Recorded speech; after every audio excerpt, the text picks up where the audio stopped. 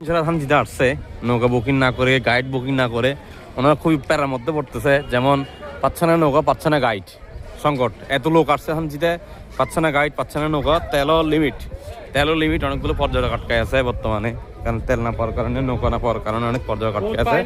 এখনো পাচ্ছে না, এখানে অনেক দেখেন এই যে সবাই তো নৌকার জন্য অপেক্ষা করতেছে, পর্যটক ভাইরা সবাই নৌকা পাচ্ছে না।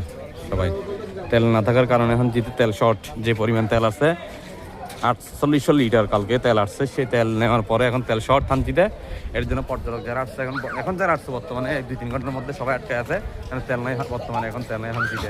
অনেকগুলো পর্যটক এই যেগুলো দেখতেছেন গাড়ি ঘোড়া সব দেখতেছেন, এখানে খাওয়া দাওয়া করতেছে গাড়ি। এই যে এখানে অনেকজন আটকে আছে, যে উপরে নিচে সব জায়গায় সবাই যে তেলের কারণে যে আটকে আছে, কারণ যে তেলগুলো আসছিল সব তেল এখন শেষ হয়ে গেছে। এখন আবার 2 দিন পরে নাকি থানচিতে তেল আসবে।